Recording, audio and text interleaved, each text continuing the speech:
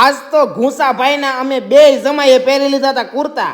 જો તો હું મારા હાઠુભાઈ કેમ લાગવી છે. અમે તો આજે પૂગી ગયા હતા કુર્તાના સીધા મેન્યુફેક્ચરર પાસે, આપણે કતાર ગામમાં આરુકાટમાં. આ લોકો કુર્તાની ડિઝાઇનથી લઈને છેલ્લે કુર્તું બને ત્યાં સુધીનું કમ્પ્લીટ મેન્યુફેક્ચરિંગ કરે છે. મોટા મોટા શોરૂમમાં જે તમને મોંઘા મોંઘા કુર્તા મળે ને એ જ કુર્તા આ જગ્યાએ સસ્તામાં મળી રહે. અને તમારે જોઈએ એવી રેન્જમાં અલગ અલગ વેરાયટીમાં મળી રહે ને સિંગલ પીસથી લઈ હોલસેલમાં તમારે જોઈએ એટલા ખટારા મોઢે માલ મળી જાય.